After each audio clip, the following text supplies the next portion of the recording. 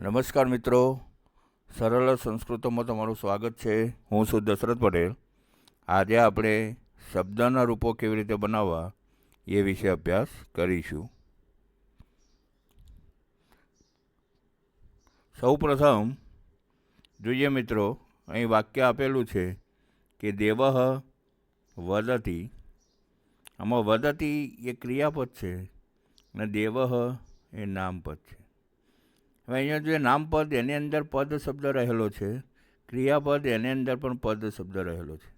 તો સૌ પ્રથમ આપણે પદ એટલે શું એ વિશે જોઈશું. તો અહીં પદ એનું સૂત્ર આપેલું છે પદમ. તો સુપ તિગંતમ પદમ એટલે કે સુપ તિંગ અંતમ પદમ, કે જેના અંતમાં સુપ અને તિંગ પ્રત્યય લાગેલા હોય એને આપણે પદ કહીએ છીએ.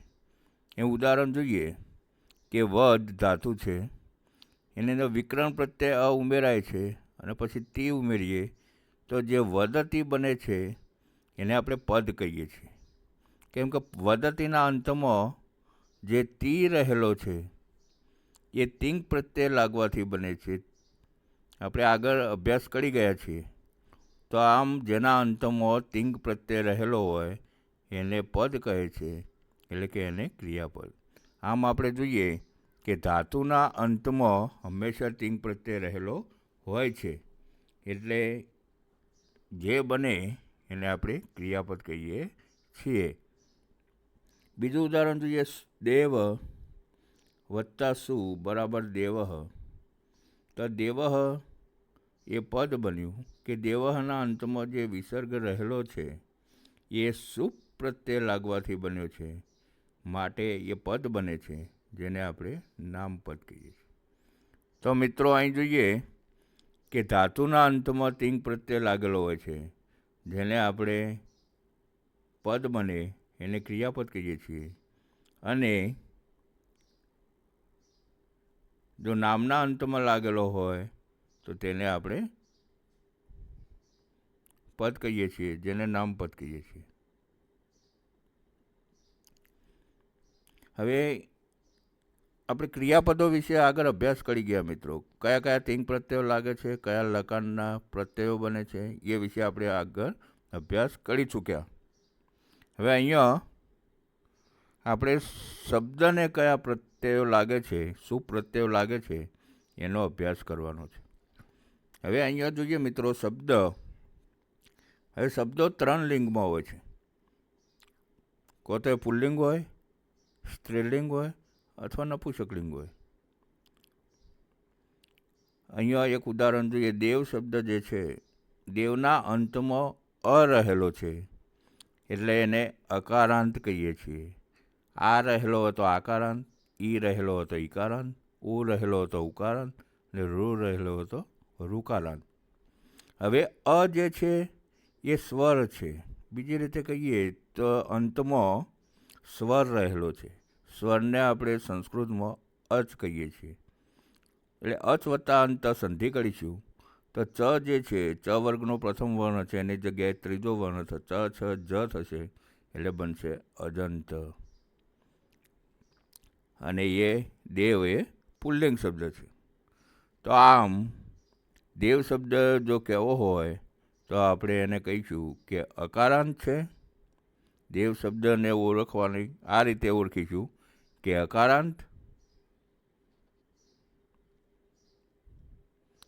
અજંત, પુલ્લિંગ. એ રીતે માલા શબ્દ જે છે એના અંતમાં આ રહેલો છે એટલે એને કહીશું આકારાંત. આ એ સ્વર છે માટે એને અજંત અને સ્ત્રીલિંગ શબ્દ છે. એ રીતે વન શબ્દ જે છે એ એના અંતમાં અ રહેલો છે એટલે અકારાંત કહીશું.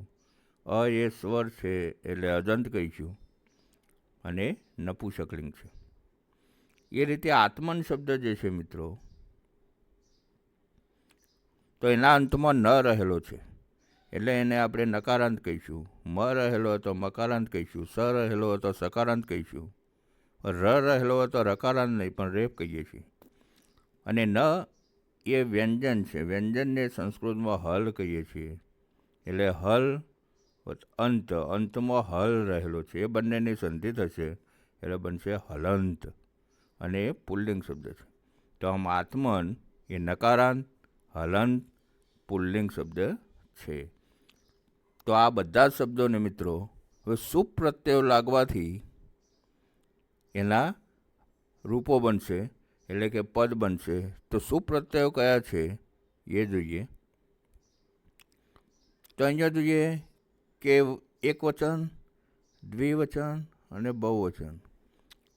બીજી ભાષામાં બે વચન હોય છે મિત્રો. ગુજરાતીમાં આપણે જોઈએ તો એક વચન, બહુવચન. ઇંગ્લિશમાં પણ સિંગ્યુલર, પ્લુરલ બે છે. સંસ્કૃતની અંદર 3 વચન છે. અહીંયા જોઈએ વિભક્તિ કે પ્રથમા વિભક્તિ, દ્વિતીયા, તૃતીયા, ચતુર્થી, પંચમી, ષષ્ઠી અને સપ્તમી. હવે સુપ્રત્યય જોઈએ તો પહેલો પ્રત્યય છે સુ, ઔ, જસ, ઔટ, સસ, તા, ભ્યામ, ભીસ, ગે, ભ્યામ, ભ્યસ, ગસી, ભ્યામ, ભ્યસ, ગસ, ઓસ, આમ, ગી, ઓસ, સુ. તો આનો પહેલો પ્રત્યય જે સુ છે, સુ, અને અંતિમ પ્રત્યય સુપ, એની અંદર રહેલો અંતિમ વર્ણ પ. તો આ સુ અને પ આ બંને જોડવાથી જે સુપ બને છે, એટલે એને આપણે સુપ પ્રત્યયો કહીએ છીએ. હવે આપણે આ સુપ પ્રત્યયો જે પ્રથમા વિભક્તિ છે મિત્રો, એના પ્રત્યયો સુ, ઔ, જસ, આ પ્રત્યયો કોઈ શબ્દ દેવને લગાવી જોઈએ અને રૂપો કેવી રીતે બને છે એ જોઈએ.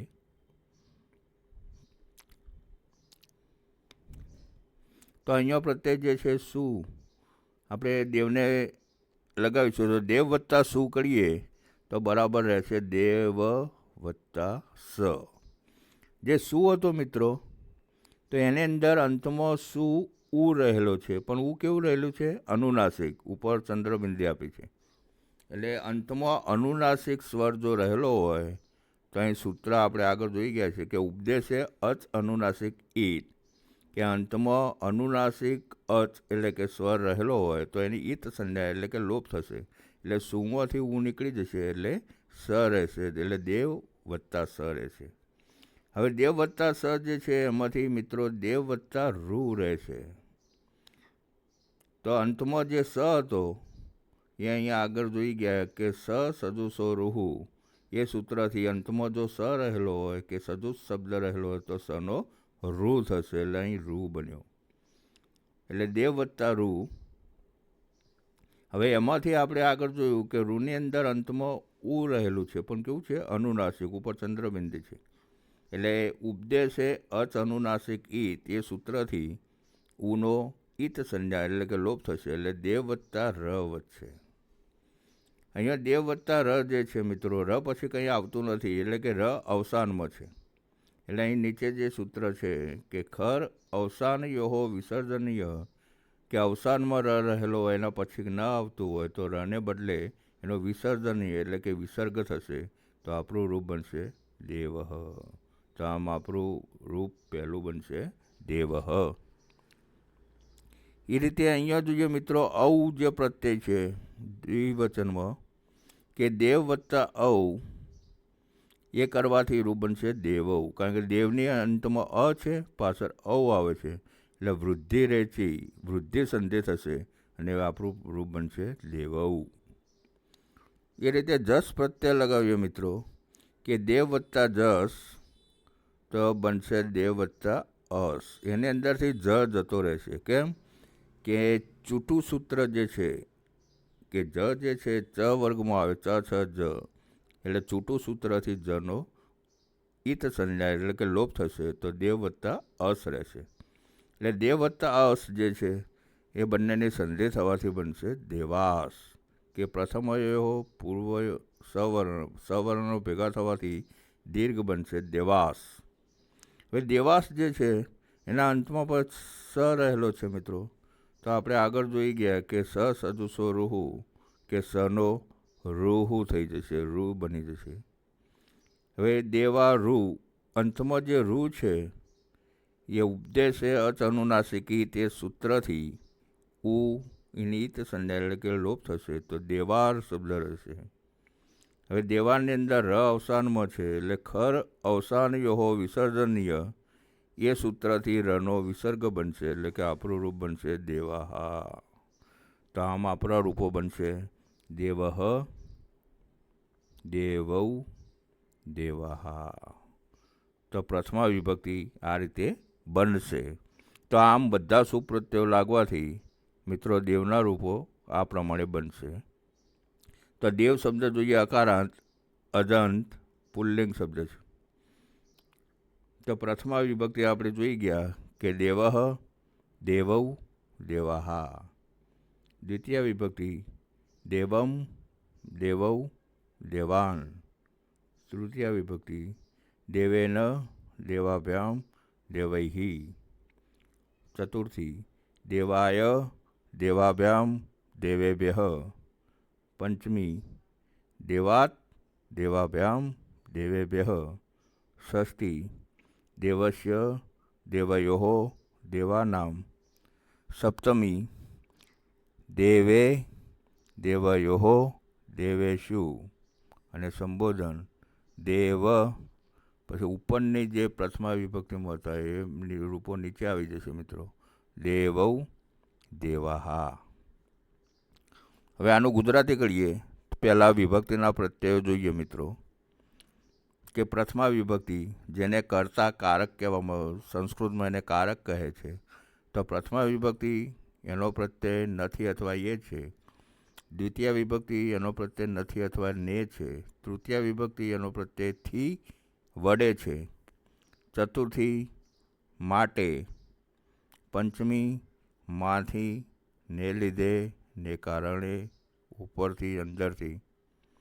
ષષ્ઠી વિભક્તિ નું, ના, ની, નો. સપ્તમી વિભક્તિ માં, ઉપર, અંદર. અને સંબોધન એ. તો આ પ્રત્યયો દેવને લગાવીએ અને એનું ગુજરાતી કરીએ. તો પહેલું રૂપ જે દેવઃ, દેવૌ, દેવાહા, તો એનું ગુજરાતી થશે દેવ, બે દેવો, દેવો. દેવમ, દેવૌ, દેવાન, તો દેવને, બે દેવોને, દેવોને. દેવેન, દેવાભ્યામ, દેવૈહિ, તો દેવથી, બે દેવોથી, દેવોથી. ચતુર્થીમાં બનશે દેવાય, દેવાભ્યામ, દેવેભ્યઃ, તો દેવ માટે, બે દેવો માટે, દેવો માટે.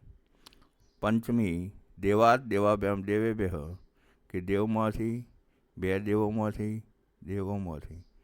ષષ્ઠી દેવસ્ય, દેવયોઃ, દેવાનામ, દેવનું, બે દેવોનું, દેવોનું. સપ્તમી દેવે, દેવયોઃ, દેવેષુ, તો દેવમાં, બે દેવોમાં, દેવોમાં. સંબોધન દેવ, દેવૌ, દેવાહા, તો હે દેવ, હે બે દેવો, હે દેવો. તો આ રીતે એનું ગુજરાતી થશે મિત્રો. હવે એ જ રીતે વન જે અકારાંત, અજંત, નપુંસકલિંગ શબ્દ, એના રૂપો જોઈએ મિત્રો. તો પ્રથમા વિભક્તિ વનમ, વને, વનાની. બીજી વિભક્તિ પણ એ જ થશે વનમ, વને, વનાની. હવે તૃતીય વિભક્તિ દેવના જે રૂપો હતા એ પ્રમાણે બનશે કે વનેન, વનાભ્યામ, વનૈહિ. ચતુર્થી વનાય, વનાભ્યામ, વનેભ્યઃ. પંચમી વનાત, વનાભ્યામ, વનેભ્યઃ. ષષ્ઠી વનસ્ય, વનયોઃ, વનાનામ.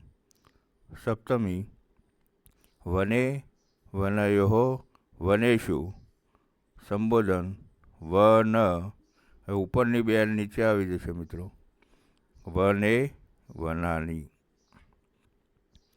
એ જ રીતે આપણે માલા શબ્દ જે આકારાંત, અજંત, સ્ત્રીલિંગ શબ્દ હતો એના રૂપો જોઈએ મિત્રો. તો માલા, માલે, માલાહા. માલામ, માલે, માલાહા. માલયા, માલાભ્યામ, માલાભિઃ.